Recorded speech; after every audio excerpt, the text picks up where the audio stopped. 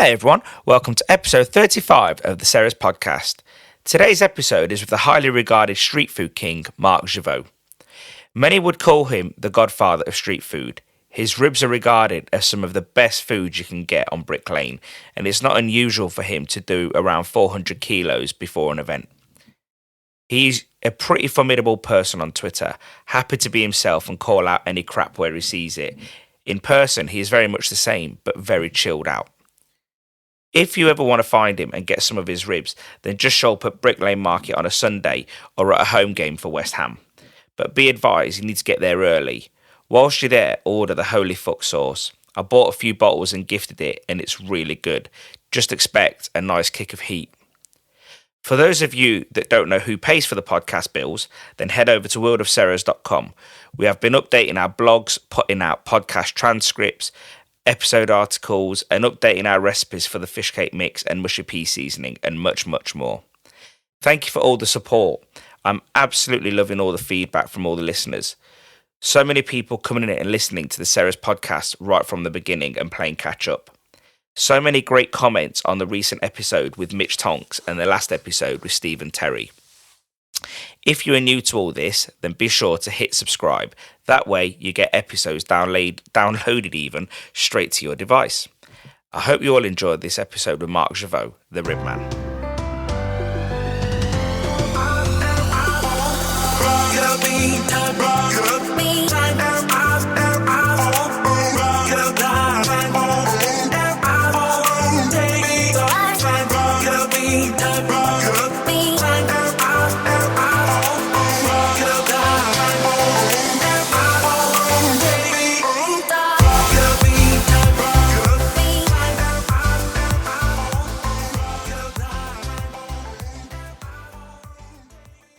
Mark Gevaux, welcome to the Sarah's podcast. Thanks for having me. No, it's great, mate. I've been following you on Twitter for some time now. Okay. And you do choose your words very carefully on Twitter, don't you? Not really, no. I just say the first thing that comes out of my mouth and usually gets me into some trouble, but, you know. It's usually pretty much an F word to start with, isn't it? Yeah, I mean, yeah. You know what? I don't know. I'm me, innit? It's who I am. I can't be false. I have to be who I am. True to myself, I suppose. Well, I suppose that's the main thing, isn't it? Yeah. Yeah. Why be anything different?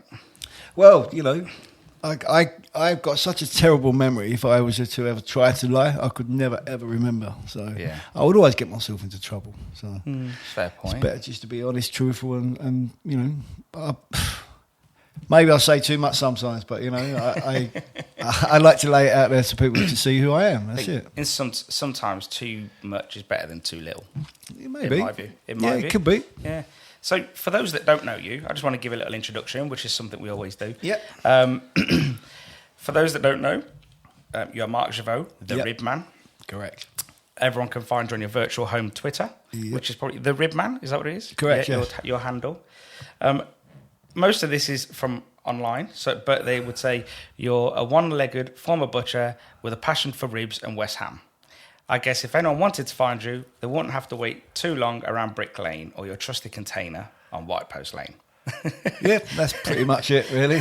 Pretty basic, pretty down to earth, I hope. When we first started messaging each other, I said, oh, where should I meet you? And you said, oh, White Post Lane. And I literally just turned up on White Post Lane and I didn't know where to go.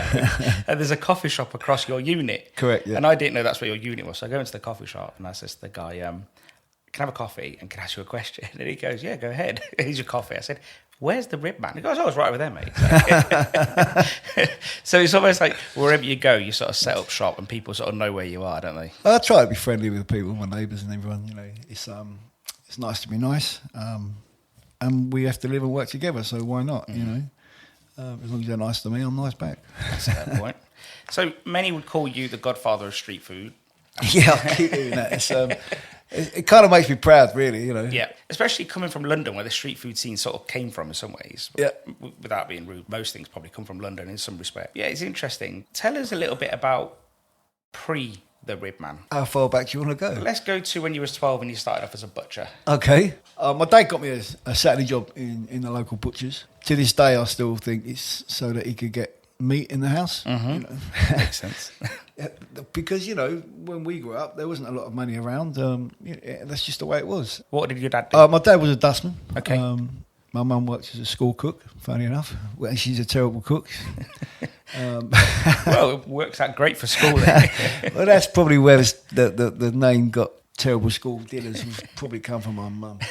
But, there wasn't a lot of money about. So, I got a job in the butchers, and then as a Saturday boy, 50p an hour, 5-6 hours on a Saturday, brought home a Sunday joint. It worked out well. Then we started working before school, after school, and then bringing meat home every day. We had meat in our house every single day, which was like, wow. And it was the cuts, that no one bought, or wasn't, like belly of pork and stuff like lamb shanks. Nice.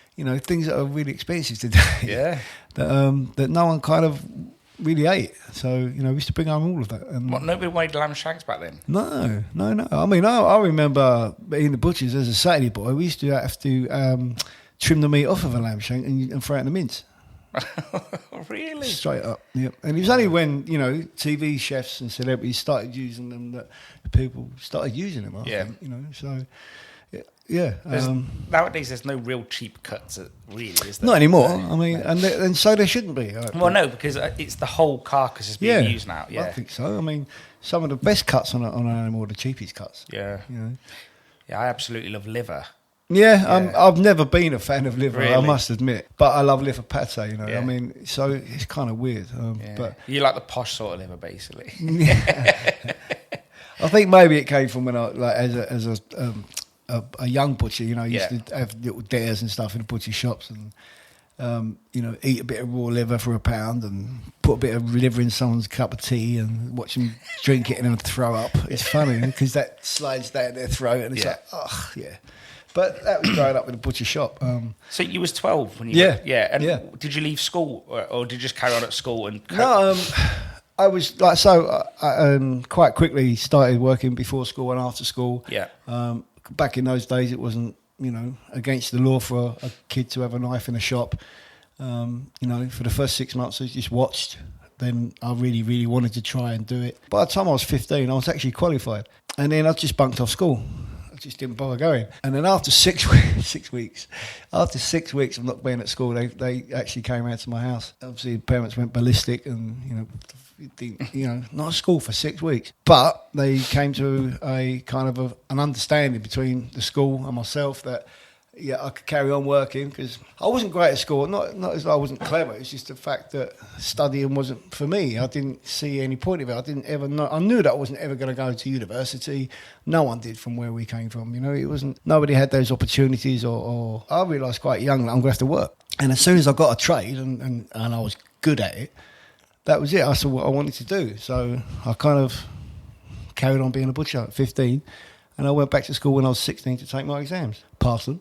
Oh, okay. So I didn't study. So you're probably more academic than what you thought in some way. Yeah. Without a doubt. I mean, if you was to give the opportunities that people get today, they're fantastic, But I don't think I was hard done by in any way. It was just that, that was the age we grew up in. That was how it was. Yeah.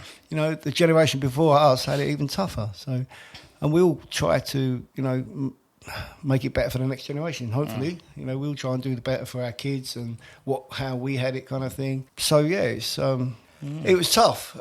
I mean, but so do you think today, like, this is something we were talking about when we met last? Like, do you think today, like, you've got a daughter. Yep. Let's say she's 12 years old and says, "Dad, I want to do this." And let's say she was doing it after school and before school, and then by the time she was 15, she thinks she should be allowed to drop out if she really loved doing that job and wanted, and there was a career there for her in the future. If that was what she wanted to do. Yeah, I don't. To be fair, I know that's not what she would do. She's just very clever. I think if there's a career opportunity, should we penalise kids basically? Well, nowadays there's no apprenticeships kind of thing, which for me was always kind of important. Not everybody has that ability to be able to study and have that academic life. A lot of us, or quite a few of us, would prefer just to, have a trade, have a skill, go to work. And that's great. But in this day and age, how is a kid of 12 or 13 ever going to get a skill or a trade when they're not allowed to go to work, when they're not allowed to go and work experience kind of thing? I mean,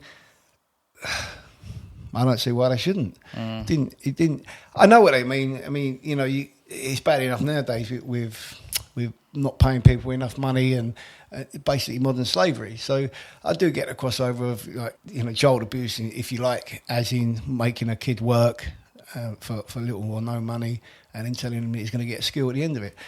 I mean, that's basically what I did, you know. I worked for 50p, and I know it's back in 1979 or something, but you did learn a skill. I did learn a skill, and it served me quite well for my life. And if you didn't do that for argument's sake, and you went to college for 4 years after school to learn that, it would have cost you a little bit of money, wouldn't it, to some degree? And I don't think I would have been as good at it. Yeah, to be honest. I think there's a conversation to be had about sort of the cost of training at work for less money, because you are receiving training. Yeah. And the best time to do that is when you're young, because you have less bills when you're young. And in the best of cases, you live with your parents. In the best of cases, you know, if we're assuming, I think that there's people today that have got a great academic career, they still can't afford to move out of their parents. I mean, that's the way we are going. Most people today will work all week long to pay for a house they can't afford, or even most of the time not even be in because they're at work. I've never ever got that, you know. I think we're only one or two countries in the world that are so into buying their own house, no? The UK is just a big consumer-driven society, consumer goods, you know, and I think everyone wants the best iPhone and the best car and want to go on 3 holidays a year. But not everybody, but obviously I'm very overgeneralising here. But then they wonder why they don't have a nice house and a nice car. So I see that argument as well. Like, if we're being devil's advocate here, like, you've got to look at both sides, I think. Well, it depends what side you look at. I mean, come here to Hackney Wick. I mean, the houses or the flats that they're putting up now are 1 bedroom, starting from 595. Yeah, it's not really accessible, is it? £600,000 for 1 bedroom. I mean, if you've got kids, you need bigger than that anyway, no? Yeah, 100%. So if you've got 2 or 3 kids, you're going to need an £900,000 apartment. Really? For what? How are you going to afford that? How are you ever going to have a family life? I can't see how someone could put at the beginning of their life, unless they're a solicitor or something. Which again, they're going to have bills anyway because they've got. It's just cleansing of the poor, basically. But I think, is that a London problem? Do you think? Any major city at the moment, Yeah. I think. Probably actually, any major city, they're pushing all the poorer people out to the suburbs, 100%. Because if you live in the city and work in the city and earn loads of money, you know, poor people ain't got a chance. It's a tough one. You had an accident in 1991. Yep. Give us a bit of backstory there. I was in a Volkswagen Golf. Went around a corner too fast. Was that over here, was it? No, this was in Spain. Yeah, I should have said that.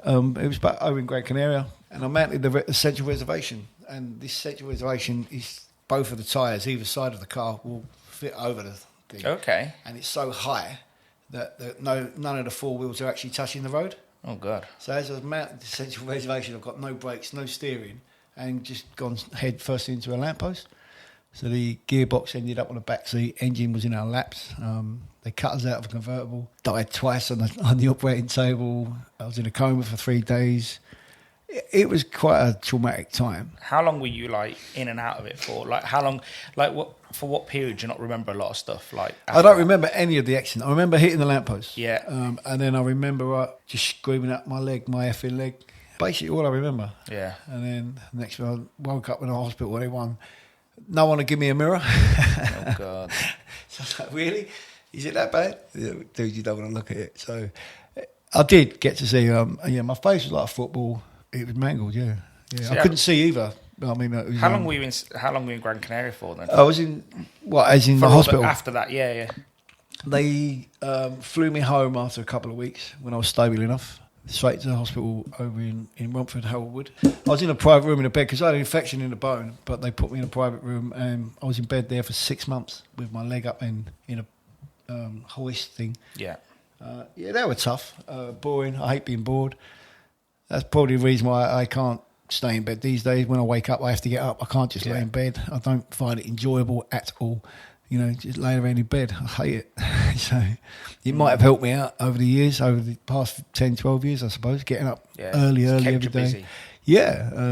I've always wanted to be busy. I don't enjoy doing nothing. Even when we get to go away, which is not that often, but if we get to go away for a few days or something, it always takes me a little while to just calm down, chill out, relax and forget about work, you know. It's very hard because it's always there. I mean, even when I come home after a day's work and I'm on Twitter and my kids say, "You working, Daddy?" Well, basically, yeah, because I'm trying to engage with the people who buy what we do. I mentioned to you, didn't I, that social media is this fine line because our excuse is it's work, Yes, but we also enjoy it as well. And I feel like sometimes I am pretty addicted to it. Yeah. But my excuse is, but it's work. Yeah. So I think, and I'm sure you probably suffer from that as well because a lot. Yeah, because you can't help yourself. No. You know, I find myself that I've been watching TV last night with the missus, and like we're watching something on Netflix, and I just pick up my phone. Yeah. There was nothing that instigated it. There was no message. There was nothing. Just to check. Yeah. And I was like, your brain's hardwired. We literally, It is. It's like when you wake up in the middle of the night to go to the toilet. You pick your phone and check it. It is one of those. But I don't know. Yeah, I do blame it on work. I think it's a convenient. It's a convenient excuse. Yeah, I think you're right. Most definitely. I'd agree with that because I'm not even judging. I'm the same. Right? There's no doubt. I've had to force myself lately not to. I mean, as in, when it comes to the time where the kids are starting to go to bed or whatever, and it's just, then you have to switch off. But you need to have a bit of you and the wife time. Like, exactly right. That's what the wife tells me all the time. And we only get them a few hours. The kids are getting older now, so they go to bed 9, 10 o'clock. Yeah, and that's pretty much about time I want to go to bed. You know what I mean? So, well, your kids are getting to the age where soon they probably won't even say hello in the morning. No, I'm not going to have that at all. No. Come here, give me a kiss. I got a 5-year-old that already sort of gives me stick. Really? Yeah. So how many operations did you have over all those years? Before I lost my leg, about 14 or 15, I lost count in the end. 14, 15. Yeah, so quite a lot. And in that meantime, you were still working as a butcher or in between, or was it on and off and on and off? Always on and off kind of thing. It was, that was a major part. It was, you get going in to do something and then you got to have another operation. And the thing is, every time I did have an operation, I had to learn to walk again. Okay, so it wasn't just like, I've had an op and I'm okay now. No. Was it because your walk was slightly different? Things like a drop foot and then they put the foot up, so it was completely different. Yeah, and the knee, I've got no ligaments and stuff, and the cartilage is non-existent. It was weird, really. I had a big hole in my bone with the infection, and I used to pull bits of bone out of the hole. And that's when I kind of thought, you know what, I think I've had enough of this. Yeah. I think it's time just to get rid of it. So when I asked them to, I said, listen, I want you to cut my leg off. And it was like, they didn't, wow, all right. They sent me I had to go do psychological tests down in Stanmore. Spent the weekend down there where they'd done like physical exams and mental exams. I didn't know this at the time, but apparently there is a mental condition where you want to have your own limbs cut off. But you mentioned this last time we met, and I'm not laughing because I'm making fun of those. No, it's just incredible. You can't believe it. Like when you say that, do you mean people that are healthy? Yes. Because I can't get my head around that. No, they're healthy and they want to have a limb cut off. As far as I can tell, I'm physically healthy. Yeah. I could not imagine wanting to cut off a working limb. So that's strange. Well, that's what they kind of thought because but yours wasn't really working. No, exactly. It was there, and it was painful. Very painful. Yeah. And it was like a stick, because I didn't have any. The muscle wastage was just getting worse and worse and worse. I knew deep down that one day it was going to go. Yeah. But there was always that hope from day one after every single operation. Maybe. But when you do realise, you think, you know what, I'm hanging on to a dream that's never going to happen. So, there'd be more chance of cutting my leg off and regrowing it. Did you ever have any, was there any they call it ghosting or something? We have like a twinge, but your leg's not there no more. I can tell you now, I can feel my toes, yeah. Oh, really? Yeah. And it ain't a nice feeling because my toes were curling up because I never had any. I had a drop foot, so I couldn't use any of those muscles. So my toes just started short. Like on a chicken leg, when you cut a chicken leg off and you pull the sinews and the claws up. That's what happened to my toes, and they clawed right up, and they were so painful. But even now that my leg's not there, that feeling's still there when my toes are curled up. Crazy. And it's quite painful. It's weird.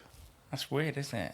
But, you look at it and you say, it doesn't hurt, it doesn't hurt. Look, because there's nothing there. But your brain's saying, it does hurt. Yeah. Your brain's so powerful that... it could be that... I'm not a psychologist or anything, but it could be just that remembering. It is the memory. I mean, my surgeon actually wanted me to have an epidural for the amputation. Yeah. I said, wait, what? You want me to be awake? He went, yeah. I went, no, dude, listen, man. Why did he want you to be awake? Well, because apparently he said that your brain would actually see it. Yes, so And accept it straight away. So he said the chance of phantom pain will be, a lot less. It's a fair point, to be fair. It was, but I mean, I've got balls for most things. Seriously, I'll do most things. I wouldn't. Aside from them, like literally showing you the package afterwards, that's just a bit. Well, I did ask if I could keep the leg, and I did. God. Yeah, I wanted to. What would you do with it? I just wanted to boil it down and just have. Stop it! Yeah, and just have the bone. I swear to God, like a skeleton leg. Yeah, you do know that this podcast is going to take a slightly different turn. It's going a little bit dark now, isn't it? But I don't know. It was my leg, and I wanted to keep it. I wanted to not mount it on a wall, but and then they knew you were crazy. Kind of, yeah. But the thing is, it was such a break. Yeah. It was a spiral compound fracture. I just thought it would be very artistic because of the way it was on the bone. Oh, right, okay. And that was my thinking. It wasn't some macabre, dark. I want my leg and pickle it or whatever. You want to put it in a jar. No, I wanted the actual, just the tibia, the bone, because of the shape of the break and how they put it together again. I thought it was just very interesting, that was all. And people didn't kind of understand me. Yeah, they probably thought it was some sort of PTSD. Yeah, maybe. Yeah. Was that, talking about the physical stuff, if you don't mind me asking, was mental health ever an issue? Yeah, totally. And no, I don't mind asking at all. I think we all need to be a little bit more open, or a lot more open about mental health. We put it in a corner, we hide it, we cover it up when we should be talking about it. Talking about stuff helps. 100%. I went through some very, very dark days. I've sat there counting out painkillers to end it. Oh wow! Yeah, this was while the leg was on. Yeah. I sat there looking over the balcony, thinking this would just end all my pain. Yeah, I've been there. I've done, and when you're in that, it's such a dark place. It's so hard to see that light. You look for it. And in the end, you almost give up. I've had friends who have committed suicide before. When I was a kid growing up, I used to think it was a coward's way out or whatever. I think a lot of people do, because that's how mental health was treated back in the day, when it shouldn't be like that, Like we said before, your brain is such a strong thing, such a powerful thing. Once that takes over, if you're in that dark place, you need help to divert that. You do, and I wouldn't get out of it without my wife and my family, 100%. If I was there on my own, no, I wouldn't still be here today. So when did you sort of start the Ribman? It came about because I had my leg cut off. I went back to being a butcher, and I was working for about 4 months. And then they just told me they had to let me go because the insurance company couldn't insure me. I fall over too much with a sharp knife. I'm not just a danger to myself, I'm a danger to others. At the time I was like, wow, it destroyed me, That was the only thing I knew how to do. Because, your sense of purpose has just been taken away, essentially. Yeah, everything I ever knew, what I loved, what I was good at. If there was anything I was ever good at, it was being a butcher. And I really was. I was proud of the fact that I was that good. People say, what do you mean good at being a butcher? It's just a butcher. Well, no. I went through it all. I worked on all sides of the industry, as in the wholesale piecework boning, very quick at boning out legs of pork. In the local shop, butcher shop, supermarkets I worked, all sides of that industry I worked on. And I know that I was good at it. So to be told that's it, you're not a butcher anymore, it was devastating. But to be fair, though, that industry's sort of been decimated now in some ways, hasn't it? Yeah, but I believe they're fighting back. Yeah, I think so. Yeah, I think people are getting to know that the meat in the supermarket is utter shit. Excuse my French, but if you shop in a supermarket for your meat, you really need to have a good hard look at yourself. This is where all of these problems are coming from. Mass farming. Go to your local butchers, buy a bit of meat, see the difference. And if you think it's more expensive, you're wrong. You can go barbecue season, for example. People will go to a supermarket and buy 10 packs of pork chops, for example, and it'll cost them like £50 because whatever, £5 a pack, and they think they've got a bargain. Go to a butcher shop and buy a whole load of pork. It costs you a score. Come on. Yeah, and butchers do look after you. They do look after you. I love my local butchers. Yeah. I go to one in Wells Street here in Hackney, and they're lovely. And the meat is awesome. It's come from a local farm.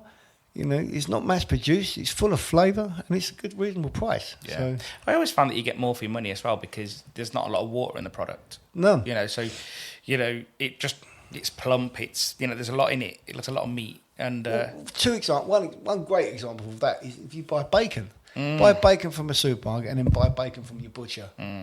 Just have a look at the difference. Yeah, that's what I do. I only buy bacon. The wife would end up going to the supermarket a little bit because it's more convenient for her having two kids running around. I get it. But I'm the guy that's always got time to go to the butcher's. Yeah. So on a Saturday, my job in the morning is to go to the get butcher's. the meat. Yeah, that's kind of my job as well. Yeah. Yeah, and I enjoy it. I love the banter in the butcher's as well. Like, it's always good banter. Always a good laugh. And I think that's missed as well in shopkeeping in general today. That's kind of why I got on with Twitter so well at the beginning, and even now, is because the fact that it connects you with your customers, so your you followers. used it as your storefront almost. Yeah, almost. Yeah. I mean, I'm always talking to the people. I love it. It's I suppose we all want to be liked, no? And Sure. maybe it's because so many people talk to you, you feel liked. I don't know. But Everyone needs a base, though. Like, if you're going to essentially, you need fans, and I don't mean fans for glory's sake. I don't mean, like people are loyal to you. Yeah, you need people to be loyal to the product. If it wasn't for the fact, the people. So I hate calling them followers or customers. But that's the terminology that's there, though. But most of them, they're not even customers anymore. They're almost friends. You know what I mean? It's that kind of thing. Where, you'll see them all the time. They're not just coming to buy, a rib roll or a bottle of sauce once. They're coming all the time. Yeah. So you get to know so many people. You're right. We've lost all of that. People shop online. People go to a supermarket. It's even self-service checkouts. You don't get to interact with anyone when you're buying your stuff anymore. I'm not proud to admit that. Although this is the contradiction in me. So where I like going to the butchers and being served by the friendly butchers, when I go to the supermarket, I go to the quick checkout because I don't want to be talked to somebody who's forced to talk to me. Yeah. And I think that's where I'm slightly different, is that at the butcher's or whatever it is, the local whatever, I'm happy to talk to everybody. Yeah. Whereas when I go to the supermarket, unless it's the local supermarket, when I go to a supermarket, though, I'm straight in the quick line. Because I don't want to be spoken to by somebody who is automating it. They don't know you. You don't know them. Yeah. What are you going to talk about? They don't want. They want to just get you out and. It's like being in the car with a taxi driver, isn't it? It's automated, isn't it? Yeah. It's like, been busy. I just think of Peter Kay now. My first words all the time. Been busy. What's the next one? Yeah. Just started, finishing. What? And that's the point. It's just that awkward. It's that awkward silence we're afraid of, so we just say the same thing, don't we? I don't really. I'm all right with silence. I could get into a taxi, say, all right, mate, and then sit there carry on. and carry on. I'll just look out the window enjoying it. I'm not even got to be on my phone, But if you say something, I'll talk. Really? You can be alone and not be on your phone? Yeah. I can actually, funny enough. I don't feel the need to have it in my hand all the time. When I'm on it, I'm on it. Yeah, and then it's a bit like when you're going out drinking, innit? When you want it, you want it. But when you're not, you're not. Yeah, no, it's true. I find the only time I'm not on my phone is when I've got a glass of whiskey in my hand. There you go. So, that's a fair exchange. See, that doesn't work for me because I like to get on Twitter, sit with a bottle of wine. Wind everyone up. Oh, that's fantastic. So, you're quite honest on Twitter, and without getting into the politics, do you find that your followers, friends, lovers of rib sauce or holy fuck sauce, whatever it is, do you find that they might get offended by any opinions? Or do you think that it's just like, no, that's his opinion, I still like his product? Are you afraid to sort of delve into that? Or I don't give a shit. I mean, if people like me, they like me. If they don't, they don't. If they want my product, they have it. If they don't, they don't. We've all got a choice. But you don't ever find that someone would say, I'm not supporting this guy because he's X. And, they just keep buying the product or whatever. Funny enough... Yesterday, all right, I've had a supplier refuse to serve me from a certain product. I'm not going to say who or what. They basically have said they're not serving me on moral grounds. Moral grounds? Yeah. Because of a political issue or a political... It could be the name of the sauce. It could be Brexit views. It could be anything. It could be the fact that I'm, bang on about the church. It could be anything, I mean, I know there's a lot of religious people out there, but... when I turn around and say something like paedophile priest, right? I'm sorry, but there is is there 5% of priests worldwide are paedophiles, right? 5%. Now, it doesn't sound a lot, does it? No, I think it sounds a lot. It's 5% too many. That's like, 300,000 paedophile priests or something? I don't know the exact numbers. Either way, for me, it's 5% too many. 5% too many. Yeah. So until the church sorts that out, I will keep having a go. And that's it. Sort your house out. Get rid of these paedophiles, right? Yeah. Get rid of them. and then I'll leave you alone. But so that was a until news time- item. You must have mentioned it, for example. Yeah. And someone's took issue with that. Oh yeah, I mean, I had a guy in Italy, West Ham fan in Italy, what properly took offence at me doing it, and he got so abusive. I had to turn around and give it back because I'll take it, but then it's time to give it. So I actually did turn around and say, I'm really sorry that your dad raped you when you was a kid, because don't give it to me if you can't take it. I'm going on about a certain thing that's true and it's out there in the news and it's being covered up. Yeah. So many kids are being abused by priests. So when I'm bringing it up, it's not a lie. You're not bringing up something that nobody's ever heard of before, right? They're covering it up. Yeah. And I don't like the fact it's being covered up. I want it all to be out in the open and all of these pedos sorted out, basically. That's a fair point. Yeah, so how do you I suppose, how do you balance that on Twitter? Is there ever a moment where you think to yourself, maybe I shouldn't say this because I've got a business to run? Or like... Kind of. I mean, and I do get warned by many people saying, dude, this is your business account. It's not your private account. And but then, well, it is. But this is the thing, isn't it? Because Mark Gevaux and the Rib Man it's are the one, same aren't thing, they? Yeah. So... It's a tough one because I was saying to someone like a few years ago, like, I remember when I was at school, no one really spoke about politics. And I was brought up in the fish and chip game. My dad always says, like, we never... Yeah, I don't know if it was the same in the butchery shop, but we never talk about politics, God. Religion. Yeah, and like... And in my head, I'm still like that a little bit. Like, I don't really, Yeah, but I don't consider that politics. I don't think that is politics. I think that's a major scandal that's being covered up. But, that's a fair point. That's a criminal activity. Yeah, so it's not for me. If people believe in God, and that's fantastic. You know, I've never had a problem with religion. Yeah, I know, I get that, yeah. If it helps you, that's fantastic. I never needed it, and I hope I never do. This is a criminal activity that what you're saying that is being done in the name of... Yes. Yeah. Yes. So, yeah. And I hope people don't think I've got anything against religion, because I haven't. Yeah. Any religion, Yeah. I respect all religions and everyone who follows that religion. Not a shadow of a doubt. Anyone that listens to this will know you're giving some context anyway. I can't get how... maybe just explain to me a little bit here, but... working outside in the real cold, like that must be like it's brutal. Sometimes. You're outside a lot. Like I didn't realise that even your kitchen is essentially outside in a container, which isn't going to be warm really. Probably put a heater in there or whatever. No. But you see, and then you're outside serving food, you're outside making food. And, so you spend a lot of your time outside. And the couple of times that I've met you, you wear shorts. Like, does the cold not get to you or something? It does. I mean, I think I realise how cold it's been for the days is when I get home when I take my leg off, the prosthetic one, obviously, my stump is like a block of ice. Oh, really? Yeah, and it's been like that all day. And you don't realise, but it kind of, throughout the day, gives you a proper pain in your head. It's real cold that goes in through that little bone, through that stump, into your spine. It's tough, man. It's really, I suppose it's that mental attitude of just carrying on and just getting through it. I mean, because the alternative for you is you couldn't see yourself not working, could you? I don't know what else I could do. When I lost that ability to be a butcher, if you like, I still tried to be a butcher by doing ribs. Yeah. Because I wanted to do something that I knew I was good at. I knew what I was talking about, and I just had the idea to do ribs on farmers markets. So, and when you started that, it was with raw meat. Yeah. And so the idea was that I would come to you, buy the raw meat, take it home, put it in the oven. Yeah, I'd like 10 or 12 different spice boxes on the table. Yeah. And I think, if I remember rightly, it was £5 a rack or 5 racks for £20. And then you get to choose what spice rub you want on it. It's decent value, actually, isn't it? This was like 15 years right. ago. Okay, fair enough. This is before they doubled in price. Yeah.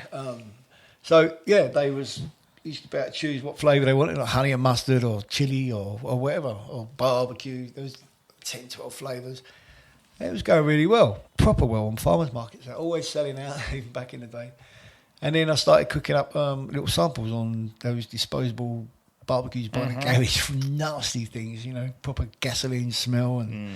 But I started cooking up some samples and people were just like, oh man, this is so good. Why can't we eat it now? Then I bought a barbecue and started still doing both, fresh and cooked. But the cook just took over. It just took over. You realise that people, sounds weird, but everyone nowadays pays for laziness. No? The professional convenience. Term is convenience. Yeah. Well, convenient laziness, if you like. So I mean, I realised that people just wanted to eat it there and then. So then that's why I just always listened to what they wanted, was there a bit of a learning curve going from sort of raw meat and then go into sort of cook meat, you know, in terms of the fact now you're handling a cooked product, and then also the difference between that and a raw product, and then also sort of like, you know, charging for VAT and collecting all that. Was there any learning curve from a business point of view there? Yeah. Huge. Yeah, I mean, when I first started doing cooking the ribs, it was more like an American way. Thing that really changed for me, they say things happen for a reason, and you know, you take a positive from a negative, whatever. But the price of my ribs, as I said before, it doubled overnight. Okay. I kind of created my own supply and demand sort of Yeah. thing, and I was buying so many ribs at the time. It was like they went up, they doubled in price overnight. So then I was like, whoa, what am I going to do? I can't just charge that much on the street for ribs. So I was looking for other ways to try and earn more money out of each case of ribs.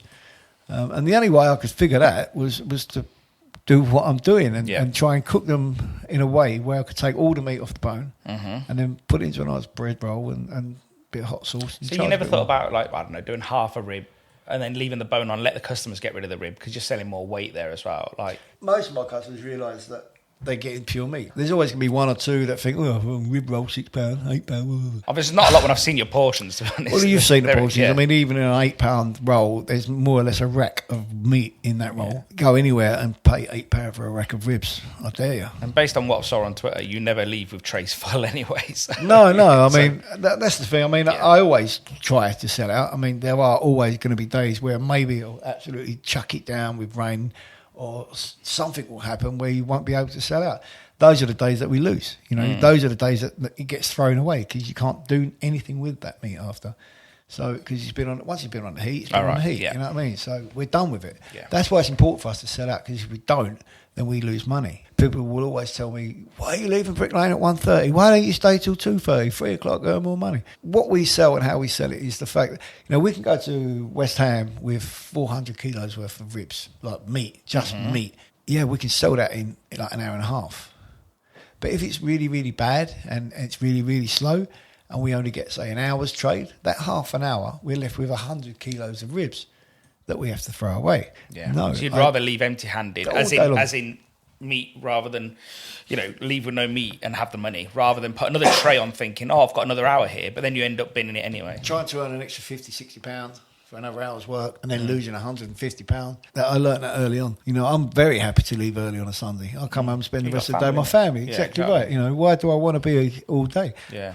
You know, we cook all night. That's what a lot of people don't think. What's the sort of like, what's the typical bone to meat ratio? Like, so if you're buying a ton of meat, let's say, what would the ratio of meat to bone? I personally look for 500, half, 50%. Yeah, half and half, yeah. So what do you guys do with all those bones? Like, do you have to get rid of them, like, specially, or just... Yeah, we get a guy come pick up. The thing is that you can't do anything with them. No, I was going to say this. Because people say, oh, well, I use it for stock, this. Well, you took it all out. I took it all out. All of the marrow is out of those bones. Yeah, they're basically dry as anything, aren't they? Oh, yeah, they're not good for anything. What I wanted to do was build a Red Bull soapbox. But that might look a bit sick, going down a Red Bull track. Yeah. Entirely out of rib bones. Yeah, I suppose it would be. Yeah. Imagine a proper bone shaker. Like something out of Lion King or out of Africa, wouldn't it? So why did you choose ribs and why did you choose pig? I think it probably goes back to, you know, when I was that young butcher, that 12-year-old butcher, and the fact that we used to take home the cuts of meat that nobody bought. We would belly of pork, racks of ribs. I loved ribs because that's what I used to get to eat. It was an amazing thing for me when I was a kid to eat ribs. Yeah. Because I think if someone was setting up today, although it was only, 14 years ago for you? Like, yeah. And I don't know if the idea was there then, but like they'd be like, marketing teams would be telling them, well, don't do pork because you can't sell it to vegans and you can't sell it to Muslims and you can't sell it to Jewish people. Whereas you just think, nah, I'm just going to do my first day on Brick Lane, my very, very first day on Brick Lane, I sat up. I had a guy come up to me and say, what are you doing? What are you doing? Pork ribs. Dude, this is a Bangladeshi market. You won't last 5 minutes. That was 15 years ago. Yeah. It is what it is, you know. Yeah, there's a lot of people I can't sell to. I've never wanted to sell to everyone. No, you know, you want to have a niche. Yeah, I think a lot of people are so insecure in what they're selling that they try and sell to everyone. You know, when you get a store that changes halfway through to vegan or something like that, you think, really? What are you scared of? What are you... This is something we mentioned last time, wasn't it? We were talking about, you were saying all I do is ribs. Yeah. Yeah, and ribs in a bun, but everything essentially is around ribs. Yeah. But then there's someone else that would do ribs and he'll do chicken, and then he'll do southern fried chicken, and then he'll do this, and then he'll do that. And I'm saying I'm just generalising. They could also be a she or a they, whatever. And so they do everything, and they become a master of nothing. And whereas you will just do ribs, and you sell up, and you will leave at 1:30, 2 o'clock, and off you go. So do you feel that being niche over the long term has been really beneficial to you? In the way that I've been able to perfect what we do, I think we've always looked to improve, always. Because for me, it's always about the quality. I believe what I do is the best. I don't believe there's any other ribs out there that are any better than what I do. Obviously, I do them a different way. Do honestly believe what we do is the best. I read one article about it, and they were literally just saying, like, why didn't you do it the American way? Why didn't you do it? And everything was like the American way. Oh, no, yeah. And it's almost like they have the stamp on. I think that's where a lot of people set the bar, is the American barbecue. Like British would for fish and chips, let's say. Yeah, basically. Okay. If you look fish and chips, you look to Britain, no? Yeah. If you look for barbecue, you look to America. Funny enough, I've got a lot of American fans, a lot of followers from America. I've posted a lot of sauce to America. I mean, like 90% of the states now, where I've posted it to. And to be fair, they all understand what I do is not. I'm not trying to be American. I'm not. Mine is completely different. How did you manage to get friendly with Adam Richmond? He's a Tottenham fan for a start. Me and Adam go back. I mean, that's the crazy thing about what we do, is the fact you get to call people like Adam a friend. The dude's massive, isn't he? The story goes, one day he followed me on Twitter. Wow. Bit excited. Wow. Yeah, so I started chatting to him on Twitter and all that. So he was cracking on for a little while. And then one day I was at work, King's Cross, and I was checking my Twitter, and Adam Richmond was at Gatwick. A big photo. I was like, oh man. So I tweeted, dude, come see me at King's Cross. Come on. And he was like, oh, I'm really busy, man. So I'll never forget, I just put gutted.com. And that was it. Forget about it. So I carried on working. And then a few hours later, I'm standing there. Sometimes you can be just standing there and you can feel a presence behind you. One of them. So I've turned around and it was Adam Richmond. I was like, what the fuck, really? He's like, oh man, I had to come and see you after that gutted.com comment, you know what I mean? So, and then we just became friends from then. So, we always even though he was a Tottenham fan, though. Yeah, I mean, to be honest, I didn't even realise he was a Tottenham fan at the time. I invited him to come West Ham and he said, yeah, it'd be great. But then, fans on Twitter got on his back. Oh, really? Yeah, calling him all sorts of names because he wanted to go watch a West Ham game with me. I was like, all right. Oh, man, so he said, but you know what, Mark? It's best just not. No way. Get off. No, seriously. And I totally get it. Really? I do, yeah. So if you went to watch Nottingham, people would get on your back? If you went to watch Tottenham or Arsenal, or is it mostly just London? I think it's who you go with. I mean, I think there's a lot of jealousy there for a start. I know. I'm not a huge football fan, so this comes as a shock to me. So. Yeah, I mean, I don't know. I didn't really.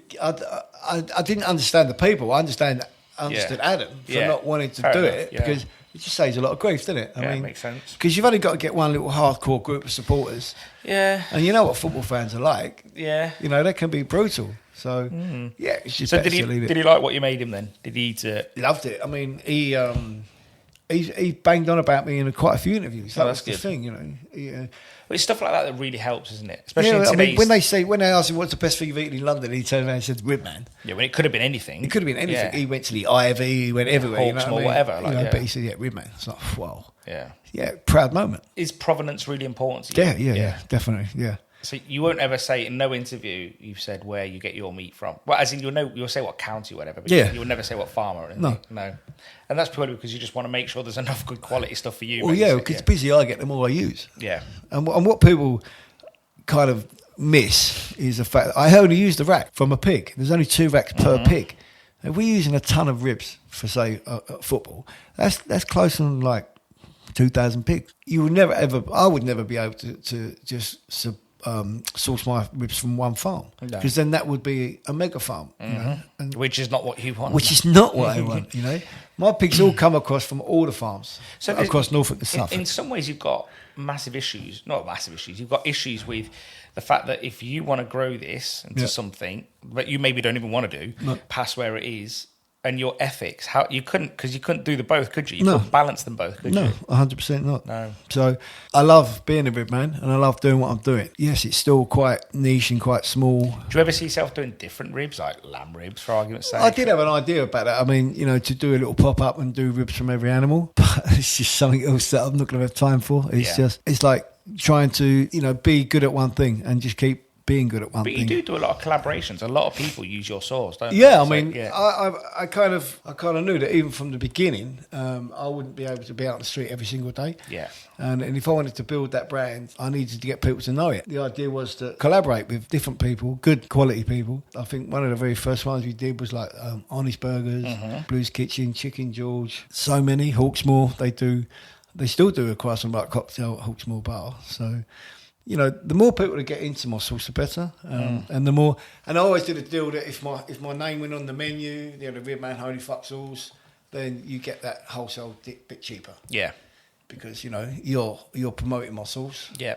And that was what it was all about for me. And then now that you sort of mention it, I see on Twitter that someone that did this, a bar or sports bar or whatever, they've then changed sauce for whatever reason.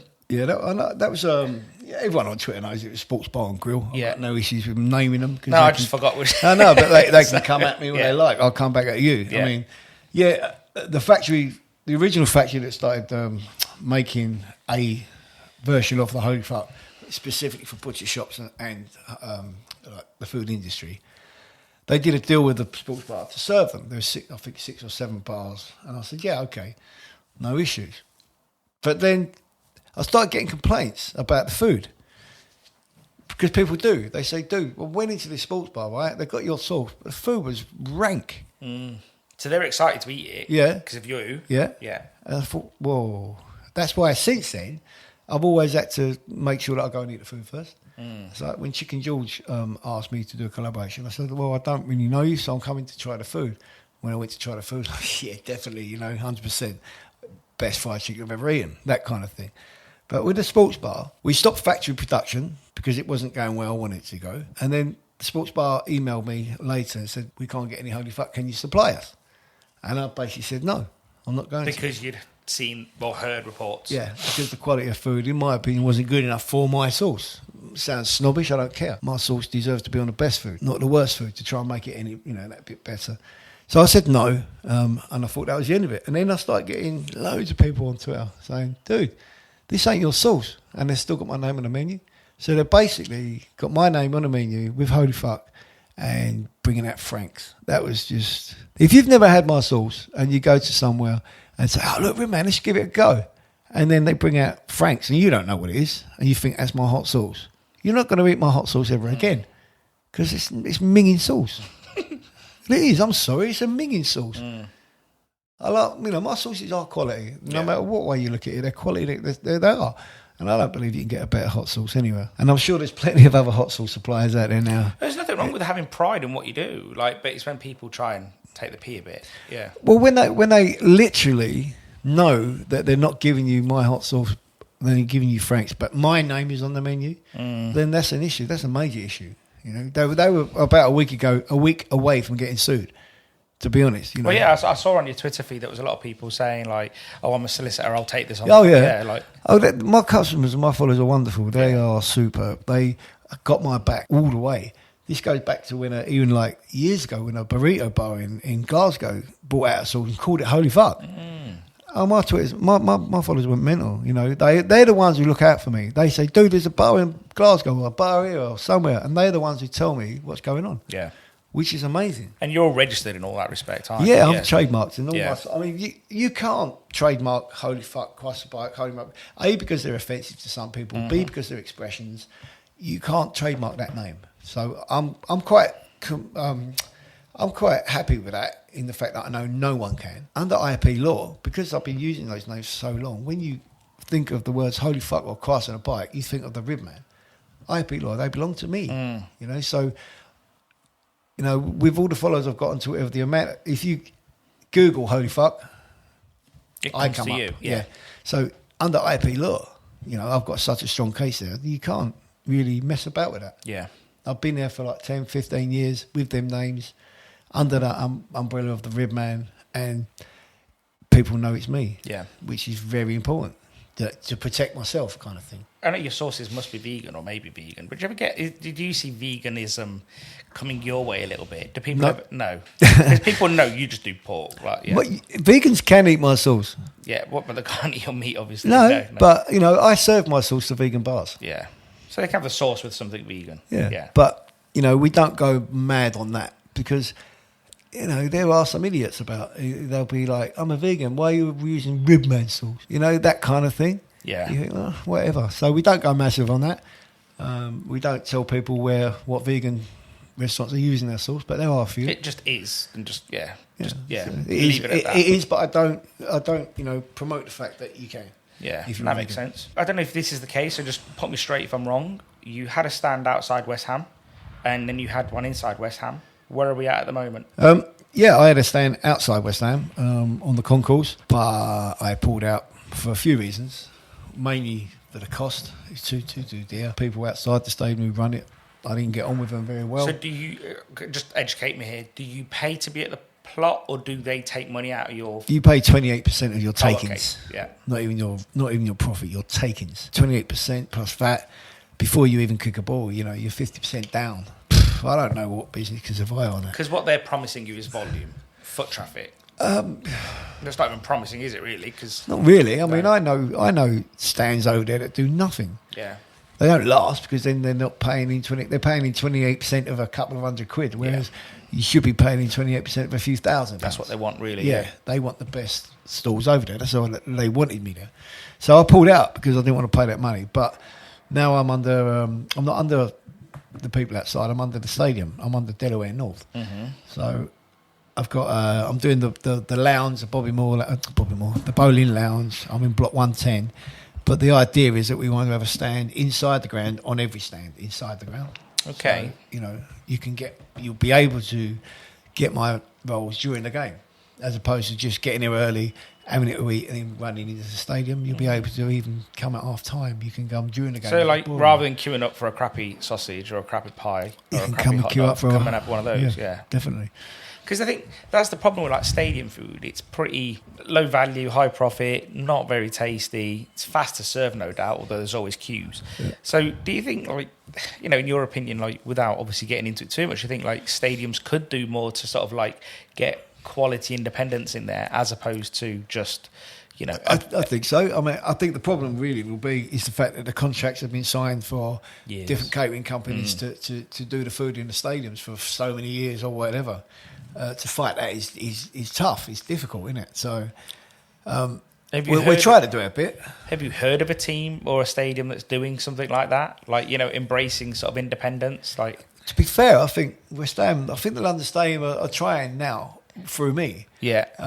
I think they definitely realise that they need better quality food. Stadiums around the world are renowned for being not great quality because it's high volume, quick turnover, high profit, isn't it? But what we do isn't like that. We come from a completely different kind of catering industry where we're serving high quality food for low profit. Anyone who thinks that selling an £8 rib roll is expensive, they really need to have a look at the costs of what we do. And then to do that, take that to the stadium where you're paying that kind of rent and still charge £8. Oh, so you don't charge any more for it? Well, all my prices are the same now wherever I go. They have to be. I mean, even the only cheaper rolls we do are the Rib Club. We do, West Ham Match Days. We do the True Rib Club at the White Post Cafe. And our members will get a cheaper roll because they've been with us since day one. Yeah. But even that's getting harder and harder. I basically do that Rib Club for free. Yeah. I don't earn out of that at all because that's the price of it, Yeah. I love the fact that it is the Rib Club and the West Ham and, we've got some lovely people who come. They've been there since the start. And how many days are you at Brick Lane? Just the one Sunday. Just the one, Sunday only. And what's that trading environment like? It's got better and better over the years. Yeah. I mean, when we started down there, we was the only one. The only one. Food. Yeah. So before that, it was just... Nothing. Closed. Oh, nothing. Oh, no. Right. Oh. And where we are now, that part was absolutely... It was fly pictures. So I was working at Roman Road and I asked the market office if I could go Brick Lane one Sunday. And they said, actually, Mark, we're thinking about starting a food market now. And that was when I was still serving ribs fresh. Oh, okay. Yeah. And that's where I started cooking it down there. I used to take 4 Weber barbecues at midnight and start cooking through the night. That was amazing. I don't know how I got away with it now when I look back. The amount of drunk people about and...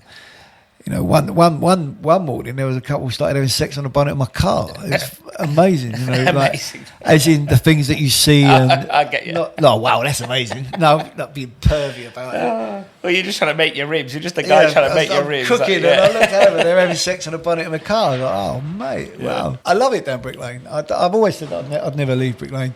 Because, you know, it's where we started, really. I saw recently that one thing that annoyed you was that someone parks their car in a stupid place, and then someone ends up having to be under the bridge or something. Yeah, that happens sometimes. I mean, luckily, it's only happened to us once or twice. Do you not all just heckle the guy when he gets back in his car, though? Like, well, that's not really a lot you can do, is it? I mean, sometimes they don't even come back. Oh, right. Yeah. Other times they'll come back just as you set up.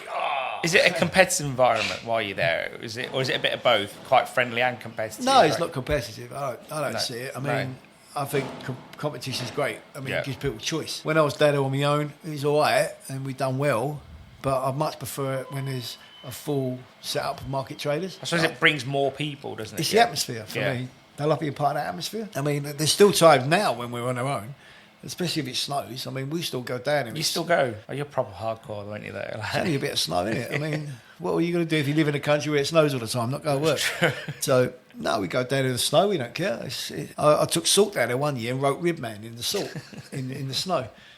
It was really good, you know what I mean? So the big sign next to me still in the snow that said the Ribman. So if you was going to go in the snow, would you usually just take less with you? I take. Oh, yeah, that's you know, even on a hotter day, believe it or not. Oh, yeah, of course, yeah, because less would come out again. Yeah, well, people say, you know, it must be really good for you in the summer. And I think, do you know what? It's not bad in the summer, but I prefer the winter. Yeah. I do, when it's cold. Especially with your type product, warms people up. Yeah. If you walk past my store in the winter and you're cold and you're hungry, you go, oh, yeah, I'll have some of that. It sticks to the ribs, doesn't it? So, literally. You know, it can be too hot. People don't want to eat or they go to the park. Well, that makes sense, yeah. And they're not going to come and get it to go to the park, are they? No. Yeah. So do you guys ever see any sort of fakery going on, like people saying, oh, yeah, I make this homemade, all of that, but really it's just sort of bought in product? I've seen a lot of things on the market, truly disturbing things as well, where you think, oh my God. And you want to talk to someone about it, but you think, is that, oh, I don't want to be a grass kind of thing? Yeah. You know what I mean? Oh, no, I've seen some nasty stuff. Sometimes I've actually told them, you're actually going to put someone's life in danger. Being on the street for 15 years, I think you just know how important it is. I work with a high-risk product. You know, pork is very high risk. I've only got to do it wrong once, and that's me done. And we've been doing it 15 years, and we've never had any issues because we do it how we should do it. Yeah. You know, you keep hot meat hot, cold meat cold. Oh, when I saw your place, though, your place is spotless. I know from the outside, like, it's a container. Yeah. But from the inside, it's bloody hell. It's like, it's proper, like, mod cons and everything. Like, well, that's how it should be. I mean, we didn't start out like that. Yeah. I've got to be honest. When we had our first container, it was just a normal shipping container. And it had tables in there and no ventilation. And, you know, we didn't even have a fridge. I used to have to go and buy my meat every day. You know, that was a lot tougher. We did a Kickstarter to get that. You know, I realised at the beginning that I had friends who was in the industry who put their money into a unit and then a year later the lease would be up or whatever, and they've lost the money because they spent money on that unit. So I thought, you know what, I'll use a shipping container, and then I did. That was the idea, and we're in our third or fourth place now. Same kitchen because it's come with us everywhere. Yeah, just got the back of a lorry. Yeah. So, you know, a few £100 to move it, I'm guessing. Yeah. So if your landlord's got a bit leery or they needed the space back or whatever, you could just say, all right, up and off. Yeah. Off we go. And that's exactly how it is. I mean, we'll have to do that again next year. You know, January, February is when they're going to start developing where we are. Oh, really? Knocking it down. Yeah. So a lot of development around here in Hackney Wick. Yeah, so much. Incredible. We'll do what we can. Yeah, no, of course. Because I think one of the biggest things that annoys me, I've told you about street food, is one thing that really grinds my grills. It's just like, you'll go, and I think I told you, there was one place, Cheltenham Food Festival, I was helping a friend. This guy's like, homemade chicken, marinated here. And my friend's got a chicken marinade company. And then I see this guy walking from his van back to his unit, back to his little, tent, with all these bags of chicken. So I go up to her and I was like, oh, you do all this yourself? Yeah, I do it all myself. And I was like, oh, so you don't buy anything from Chicken Joe's? No, where's Chicken Joe's?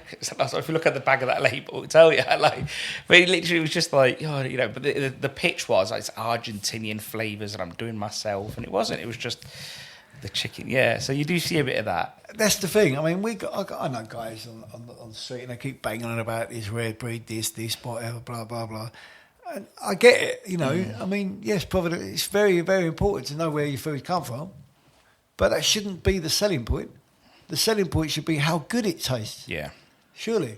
yes, it might be the rarest breed pork you've ever had in your life, but if you don't cook it right, it's dry as fuck. What's the point? Yeah, I mean, all of that is PR. You know, it comes from here, and we cook it here, and we do this, we slow cook it, we do that. It's a bit boring, man. Just give me some good food. Make it taste nice, make it be nice. And as long as that animal has had a decent life, killed humanely, you know, that's the big thing for me, is the fact that, yes, I eat animals, but I want them treated well. You know, we breed them to eat them. So the least we can do is treat them well and kill them with respect, you know. And for me, I haven't got a problem with that. Yeah, I'm with you on that. So we sort of spoke about, and this probably looks at your future a little bit, we spoke about wholesaling rib sauce. Is that the future, do you think, for you as well? A little bit of future there, sort of like... Not in the ribs, I don't think. I mean, for me, the ribs has always been enjoyable, and I've always tried to have fun with it. You know, that really comes from the Rib Man and the Rib Man of West Ham or whatever. It's just, I like that. It's fun. It always has been. And I always want that to be fun, you know, where I can just turn up at West Ham or turn up at Brick Lane and just do what we do, then go. Sauces, that's another thing. For me, the sauce is going to be the one that actually maybe gives my kids a future or whatever, you know. Yeah, the next year or so, I would think that would be a major change coming. Hopefully, fingers crossed. We've been trying to get it off the ground in, a factory here, a factory there, and I've shut it down because I wasn't happy with the quality. You know, for me, my sauce has got to be exactly how I make them. If they can't come out like that, then I'm not doing it. You're not willing to take something that's inferior, let's say? No, I mean, there will be compromises, but those compromises won't be on the quality of the sauce. Those compromises will be on bottles, labels, so other things, you know. So for me, it's really important to get the sauce bang. Because I think sometimes you do get like, I love hot sauce. I buy a lot of hot sauces. I think I told you now, what is it, Dr. Bernal? Yeah. And I just recently bought a load of Mary Sharp's Belize hot sauce. Okay. And sometimes you do get like these really fancy bottles. You see them in Dr. Bernal's place in Bristol. Yeah. And then you have the sauce and you're a bit like... generic. Yeah, a bit generic. Whereas I always find now that the plainer the bottle of sauce and the crapper the label, usually the better the sauce. Yeah. Well, because you're spending more money on the ingredients than you are on the actual packaging. That's why, in the end, I will have to move away from glass bottles because... To be able to put it in Amazon in the US and Europe and everything else, you can't. You can do it in glass bottles, but it's just an expense. I mean, huge and time consuming. And providing people recycle the bottle properly afterwards, it's fine, you know. Well, yeah, I mean, we will use a plastic bottle in the end, but it will be, you know, from from good quality, you know, sustainable sources. And as long as it's done, and I think this is the thing. Like, you may get people come out the woodwork and be like, "I can't believe you've gone for plastic." But, maybe, yeah. But when you look at, and this is what I always say to people, when you consider that plastic costs less to ship and uses less CO2 to ship, well, you're doing a benefit there as well, aren't you? So, well, especially if you can use a plastic that's recyclable and you know, at the end of the day, for me, it's about trying to get my sauce to as many people in the end as that want it. At the moment, I can't do that because, you know, if you go on my website, you see it. Well, it's not even that. I can't keep up with making it at the moment. Yeah, I see that on Twitter a lot, Yeah, I mean, every time I make a batch, it sells out so quickly, which is a good place to be in a way, but, you know, it just proves that the next step is vital, you know, and I need to get that next step correct, and that's why I've kind of shut it down twice already. Yeah, I'm not going to put the product out there if I'm not happy with how it's going to be, because that's going to be there forever. Well, yeah, because there's no point making more if it's crapper and it doesn't sell. No, exactly right. So, you know, I want people to carry on talking about how good it is, not, you know, ooh. So, who has inspired you in business, or even in life and business, whichever, you go with whenever you feel like? You know what, to be honest, I don't think I've got anyone out there who inspires me. I wouldn't be where I am now if it wasn't for my wife and my kids. If it wasn't for my wife and children, then I don't think I'd be doing what I'm doing. I wouldn't have the determination to get up every morning, to put my leg on, to push myself so hard that, you know, when I get home, I'm destroyed. You know, even my wife says, "Darling, slow down, slow down." But I find that hard when I've got such a determination to I don't know, to do the best I can for my family. I don't want my children to see me with one leg doing nothing. I want my children to be inspired by me, you know, to actually think, well, if that guy can do it on one leg, then we surely can do it on two. That's nice. Yeah, I think my family. I mean, they're the most important thing to me. Do you think, like, before them, would you say, like, even, is that, like, the line in your life where the dark times sort of... 100%. Yeah, sort of went away a little bit? If it wasn't for my family, I definitely wouldn't be here. I wouldn't. 100%, I can tell you that now. I would not be alive if it wasn't for my wife and children.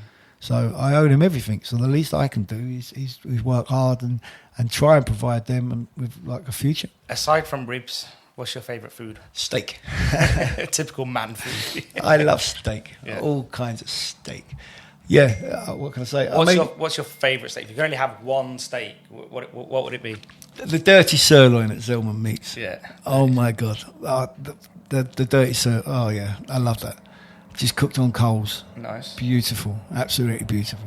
I don't think you get better. And what ingredient do you dislike the most? What ingredient do I dislike the most? I suppose you've got to be the little cardamom thing you get in rice in the Indians. Cardamom, then. Oh, they're nasty. When you bite on it. Oh, they're disgusting. Yeah, no, I don't get on with those at all. I don't mind the flavour. It's just that texture when you bite it. Yeah, no, I don't like that. Cauliflower and broccoli, they're the other two. I really love cauliflower lately. Yeah, my wife does. Yeah. I don't. Especially, I can have it mostly roasted. I just have it anyway, roasted. Yeah. But saying that, I mean, I've never had it cooked for me, differently. I mean, it's always been sort of boiled or steamed, maybe. Going from when I was a kid, innit? But then I've never liked pineapple either. And then I had it cooked for me once. Actually cooked. Okay. Blew me away. I was like, oh my God, this is so nice. I'll tell you what you might like. Well, you might like it, you might not. But sort of like steamed broccoli or boiled broccoli, then with really good olive oil, splash all over it. Really good lemon juice, splash all over it, and lots of salt.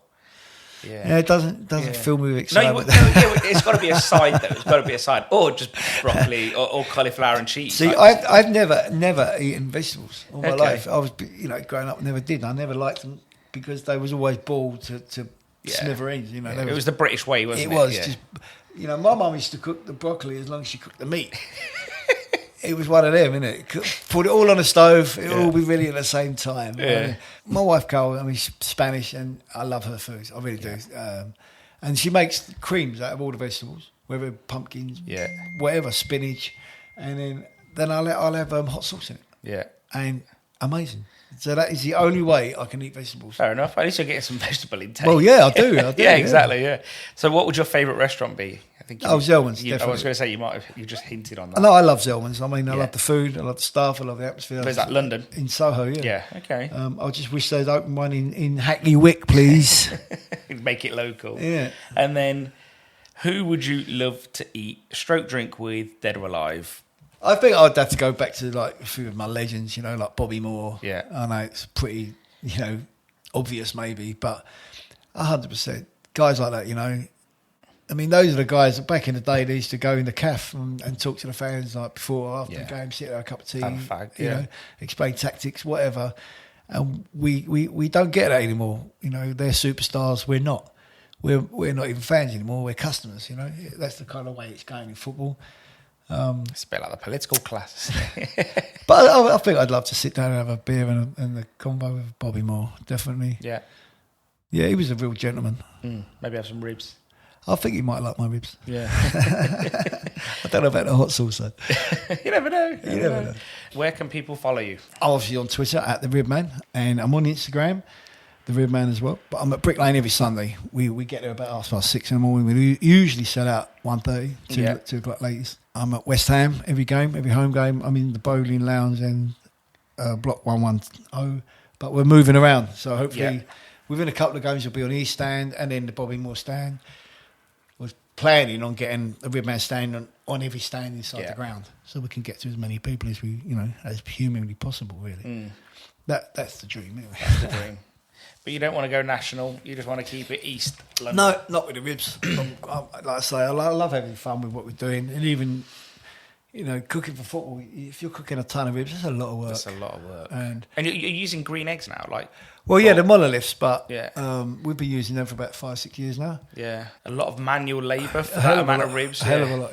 Yeah. We have to cook every day for a week to get a ton done. we do like 200. Well, not every day. We do 200 kilos a day. It's a lot of ribs. It is. Well, and it's a lot of lifting into those little ovens, like little sort of barbecue. Yeah, grills because and- and not only that, we have to take the bones out as well. Yeah. So manually, it's a lot of labour, but that's I know we're about to finish off, and it's a bit silly to mention it now, but it's not technically pulled pork, is it? No. 'Cause literally the meat just falls apart on its own. Like, Yeah. So it's not you're not pulling; it just does. Like we don't. I mean, I know it sounds a bit anal when someone says, "Oh, pulled pork." No, it's not. Yeah. But it isn't. At the end of the day, it's rib meat. Yeah, rib meat. We don't have to pull it. We don't have to, Technically, just push the bone out. Well, we basically just lift it out, and most of the time the racks are as they were, but without a bone. And then when we tip it into the bain marie, they've still got a Like the gelatinous, like the... well, you've still got the actual rib shape of a lot. right. It's not shredded pork. No. Shredded. I've always had a thing about pulled pork, and I have to be honest, I don't like pulled pork. Yeah. For me, when you have to add a sauce to something to make it, Yeah. it's dry, isn't it? I think one thing I never liked is hog roast. Yeah. It's never appealed to me, like never. Like I've had it, and you see that pig, and you think it's gonna be so nice. It's not. But it's not. It's bland. There's no real flavour It's to cooked it. without seasoning. Yeah, it's it's- just cooked on a spit roast. Yeah, yeah. I just And don't, that's it. Yeah, and it's not even like it's not even coal. It's gas. So there's no flavour coming through. Well, I know people who are cooking on gas. Yeah. On the market. Yeah. Cook on gas, and then put it onto a charcoal to make it look like they've cooked it on finishing charcoal. it off. All right. Yeah. I don't get it. Yeah. What people see it on the charcoal, don't see the gas stove behind, or what? Maybe. I don't know. I've just not been a fan of like roast pork like that, whatever they call it. I don't because you can get nice pulled pork. There's no getting away with it, but I don't. It's not my favourite thing. And when you get a bad pulled pork, it's terrible. It's chewy, stringy, dry, and you've got to have barbecue sauce to it just to be able to eat it. Yeah. And no. All my you've seen how I've cooked my ribs. They're cooked in packs of 10, depends how big they are. They get spun on the barbecue in the foil, and all the marrow comes out of every single bone and cooks into the meat. And they're juicy and they're tender, and you don't have to do anything. Well, you don't have to have sauce if you don't want to. You don't have to have a sauce to make it wet enough to eat. Yeah. So, but it's not pulled pork. Sounds rib perfect. meat. It's rib meat. Well, mate, Mark, on that note, we're going to let you carry on. Lovely. Thank you for your hospitality. It's been a pleasure. Thank Yeah, you. We'll talk soon. Yeah, thank you.